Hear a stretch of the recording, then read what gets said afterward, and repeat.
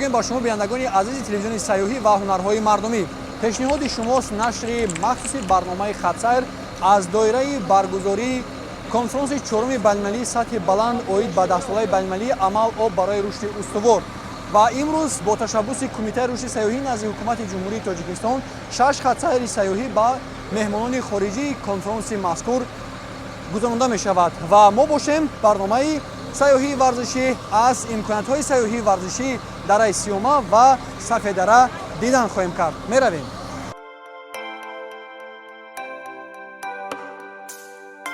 ёдовар мешавем ки аз 25 то 28 майи соли равон шаҳри душанбе мизбони баргузории конфронси чоруми байналмилалии сатҳи баланд оид ба 10-солаи байналмилалии амал об барои рушди устувор солҳои 2018-2028 гардид ва дар доираи он якчанд масъалаҳои муҳимтарини вобаста ба об мавриди таҳлилу баррасӣ қарор дода шуда. дар ҷумҳурии Тоҷикистон майдони фарохи муколама баррасии мавзӯъҳои рӯзмарраи об ва иқлимро бо иштироки коршиносони сатҳи ҷаҳонӣ ба вуҷуд овард.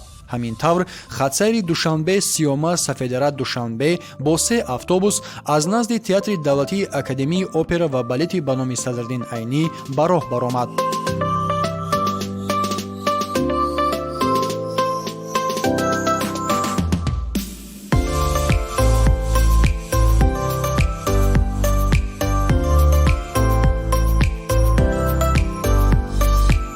раҳораҳ меҳмонон аз тамошои бинову иншоотҳои бо тарҳи замонавӣ бунёдёфтаи пойтахт ва манзараҳои кӯҳсори ноҳияи Варзоб, инчунин дарёи серобу пуртуғёни Варзоб ки аз канори роҳ мегузашт, бори дигар боварӣ ҳосил намуданд ки Тоҷикистон воқеан ҳам кишвари захираҳои бои обию гидроэнергетикӣ мебошад.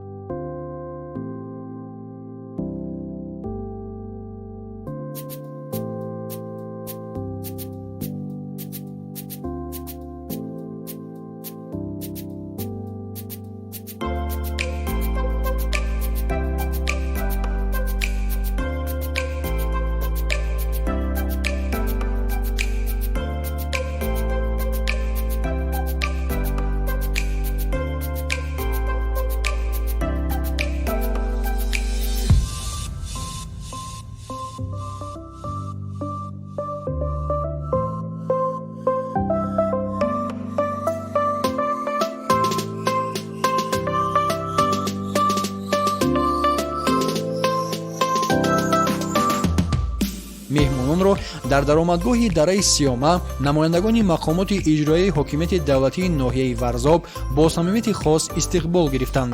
ин манзара аз лаҳзаҳои аввал ба иштирокчиён эҳсоси гарми дӯстӣ ва эҳтироми мардумро нисбат ба меҳмон расонд.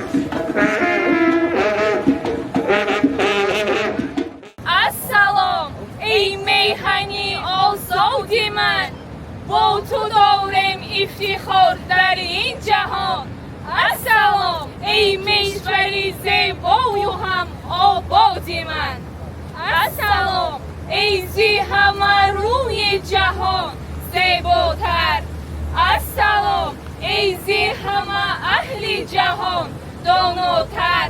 ин саломест ки мо аз дилу ҷон овардем, туҳфа аз ҷон ба дили оламу одам кардем. хуш омадед ба ноҳияи зебоманзари мо. Добро пожаловать, уважаемые гости Новоразовского района и Сиому. Welcome to the beautiful, dreaming and picturesque areas of District Varzov and Sioma, where nature, fresh air and breathtaking mountains create unforgettable memories for you. We are very glad to see you here.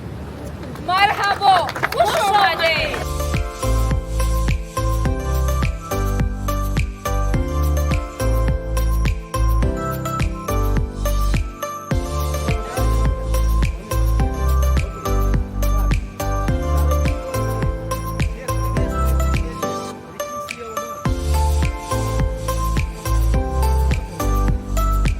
дараи сиёма яке аз мавзеъҳои зеботарини ноҳияи варзоб ба ҳисоб меравад. ин минтақа бо табиати софу беолоиш, руди мусаффо, ҳавои тоза ва манзараҳои нотакрори кӯҳистон солҳои охир ба яке аз самтҳои ҷолиби сайёҳии дохилӣ ва байналмилалӣ табдил ёфтааст. меҳмонон зимни боздид аз ин дарёи хушманзара бо имкониятҳои истироҳатӣ, иқтидори табииву экологӣ ва шароити мусоид барои рушди инфрасохтори сайёҳӣ аз наздик шинос шуданд.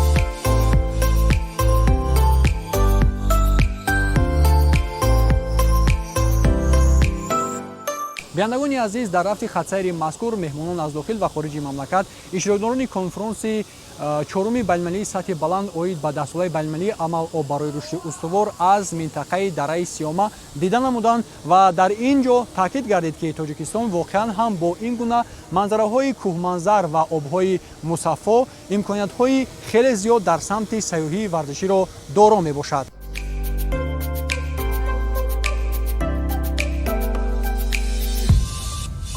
меҳмононро намояндагони мақомоти иҷроияи ҳокимияти давлатии ноҳияи варзоб, кормандони кумитаи рушди сайёҳӣ назди ҳукумати ҷумҳурии тоҷикистон, кумитаи ҳолатҳои фавқулода ва мудофиаи гражданӣ, роҳбаладон аз ширкати сайёҳии ватании Амиртур ва дигар шахсони масъули соҳа ҳамроҳӣ намуданд. дар ҷарони боздид намояндагони кумитаи рушди сайёҳӣ ба меҳмонон маълумот пешниҳод намуда таъкид карданд ки ноҳияи варзоб аз минтақаҳои афзалиятноки захираҳои об ва рушди сайёҳӣ дар кишвар ба ҳисоб меравад. ба гуфтаи онҳо дар солҳои охир бо дастгирии ҳукумати ҷумҳурии тоҷикистон ва дастуру супоришҳои асосгузори сулҳу ваҳдати миллӣ пешвои миллат президенти ҷумҳурии тоҷикистон муҳтарам Эмомалӣ Раҳмон барои рушди инфрасохтори сайёҳӣ, бунёди истироҳатгоҳҳо, беҳтарсозии роҳҳо ва ҷалби сармоягузорӣ тадбирҳои назаррас амалӣ мегарданд.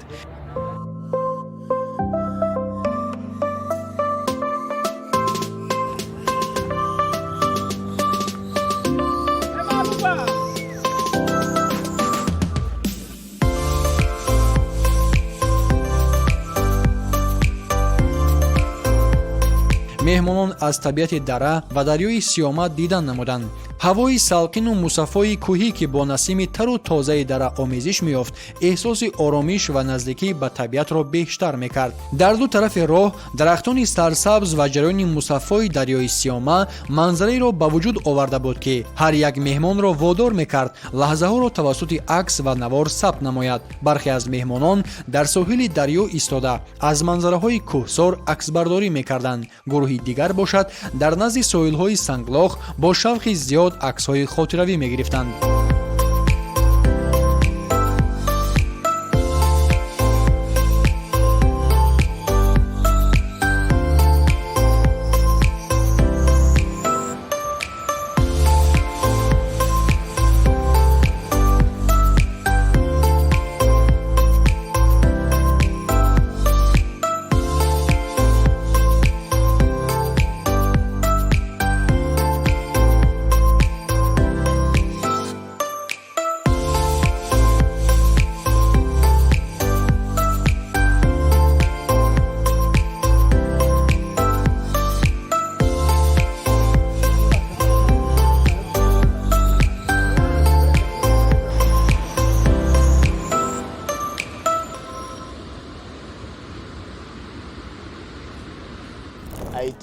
гаити як ҷазираи хурде аст, бахше аз минтақаи кариб. ҷумҳурии шумо бисёр диёри зебост ки ба кишвари мо монандӣ дорад. Табиати дилфиреб, манзараҳои зебо, кӯҳҳои баланд ва дарёҳои мисли ҳамин ҷо. Рости ин макон ба ман бахше аз кӯдакиамро ба ёд меорад. вақте дар зодгоҳам ба воям мерасидам, ба чунин ҷойҳо мерафтам, худро ба соҳили дарё мерасонидам ва аз тамошои ин манзараҳои зебо ва табиати нотакрор лаззат мебурдам. аз ин ки имрӯз дар ин ҷо ҳастам ва имкони шиносоӣ бо ин макон ба мардуми Тоҷикистон, таомҳои миллӣ, фарҳанг ва меҳмоннавозии тоҷиконро дорам, бисёр хушҳол ва ҳайратзадаам. барои ман ҳузур доштан дар ин кишвари зебо воқеан нояи ифтихор аст. конфронс оид ба захираҳои об барои мо аҳамияти бисёр бузург дорад, махсусан барои кишваре чун Гаити, ки дастрасӣ ба об барои аҳолӣ ва гурӯҳҳои осебпазир масъалаи бисёр муҳим мебошад. ин имконият ки дар бораи чунин масъалаҳои муҳим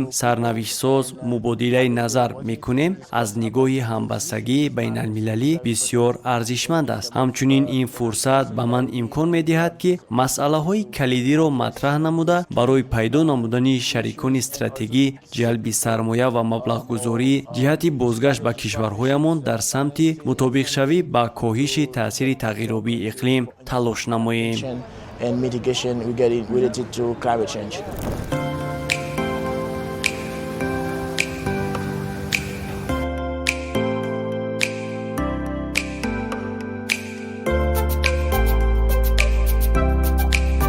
ҳавои фораmu салқини кӯҳистон, садои оби хурушон ва манзараҳои сарсабз таваҷҷӯҳи ҳар як нафар иштирокдори хатсайро ба худ ҷалб мекард. бархе аз меҳмонон таъкид намуданд ки чунин манзараҳои табиӣ метавонад барои ҷалби бештари сайёҳони хориҷӣ нақши муҳим бозад.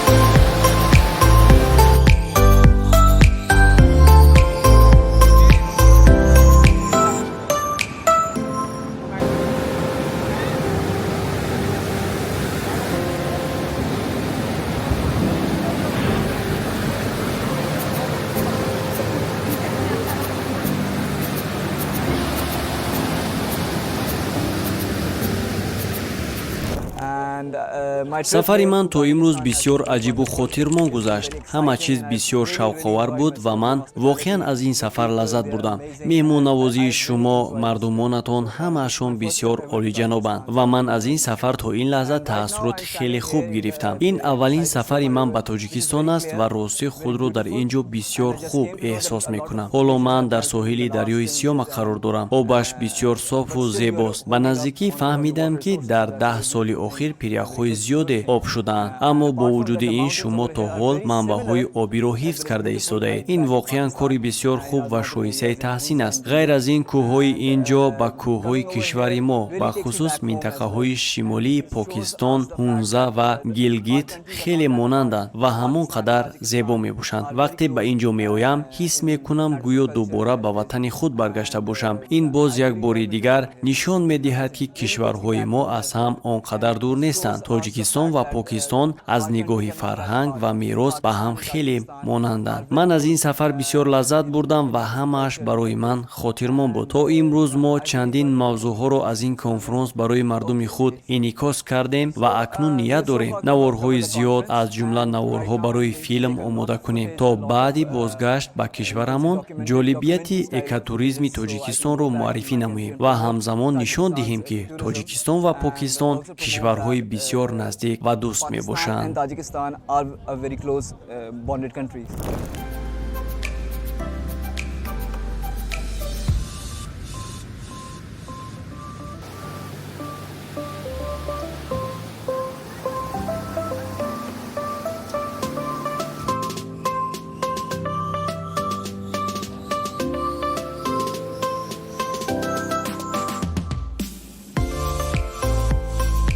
дар идомаи сафар гурӯҳи меҳмонон ба самти маҷмӯаи сайёҳию варзишии Сафеддара ҳаракат карданд.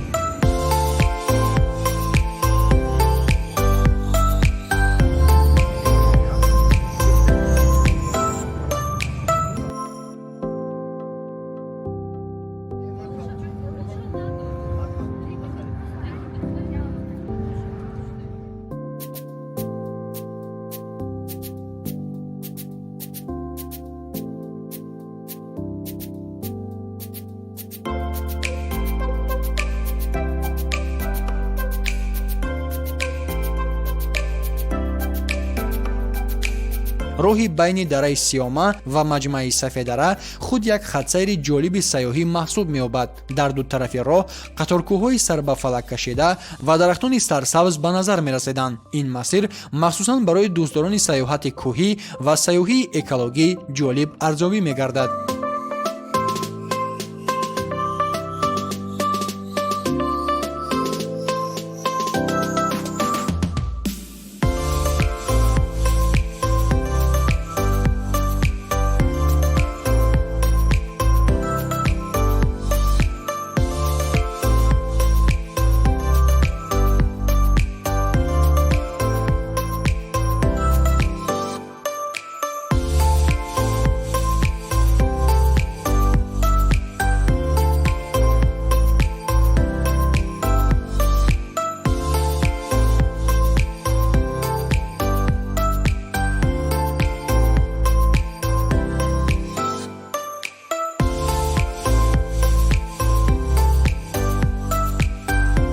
тавр пас аз нисфирӯзӣ хатсайри меҳмонон ба маҷмӯаи сайёҳии варзишӣ ва лижаронии Сафеддара расид.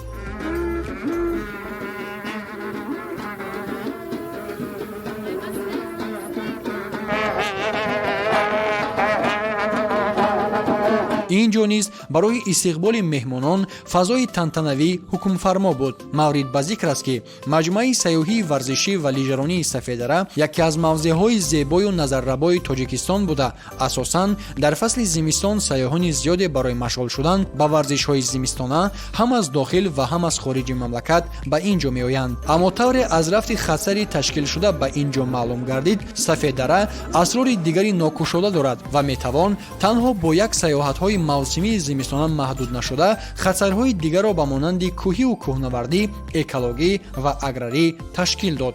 дар роҳи даромад ба маҷмӯа гӯшаи ҳунарҳои мардумӣ ороста шуда буд, ки таваҷҷӯҳи меҳмононро ба худ ҷалб кард ва онҳо барои худ аз ин гӯша армуғон харидорӣ намуданд.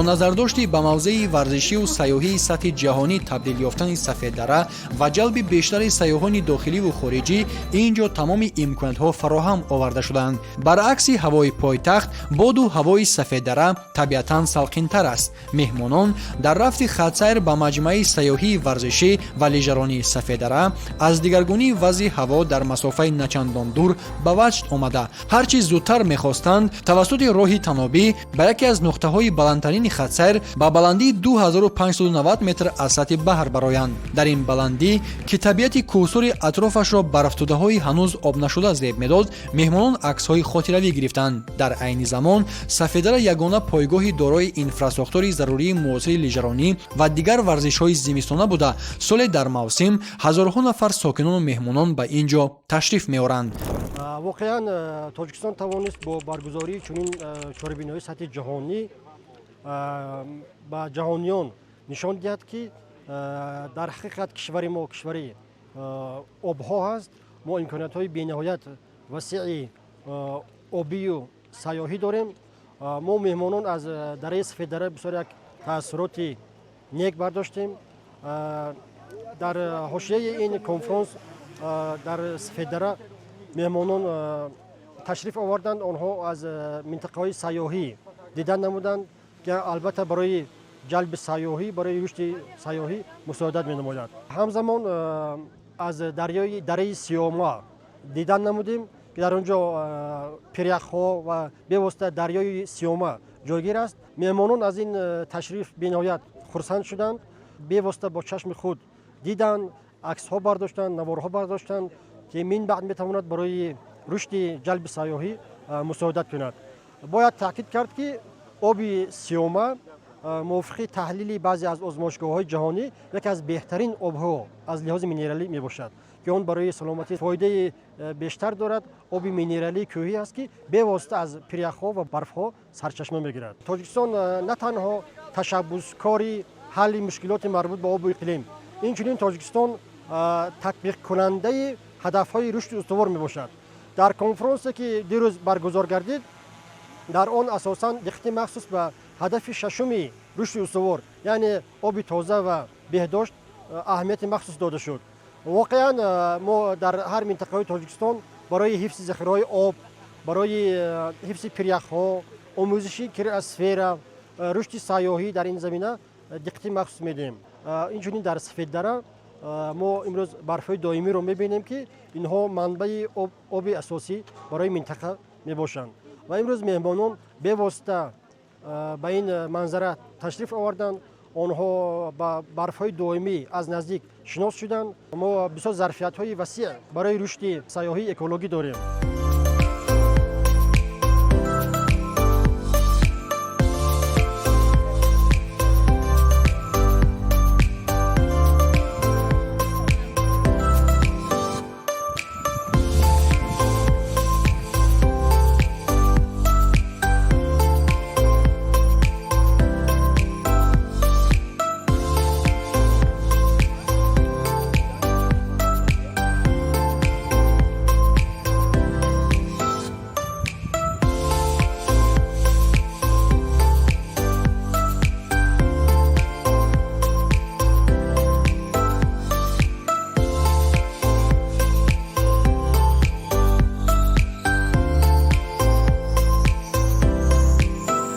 ҳамин тавр хатсайри саёҳӣ ба маҷмӯаи саёҳӣ варзишӣ ва лижаронии сафедара ки бо иштироки беш аз 100 нафар меҳмонони хориҷӣ инчунин масъулон аз сохторҳои дахлдор ва рӯзноманигорон аз тарафи кумитаи рушди саёҳӣ назди ҳукумати ҷумҳурии тоҷикистон дар рӯзи охири конфронси чоруми байналмилалии сатҳи баланд оид ба 10-солаи байналмилалии амал барои рушди устувор солҳои 2018-2028 бо мақсади муаррифии иқтидори обӣ, энергетикӣ ва саёҳии мамлакат роҳандозӣ шуда буд, бо бардошти беҳтарин таассуроту хотироти рангин ба поён расид.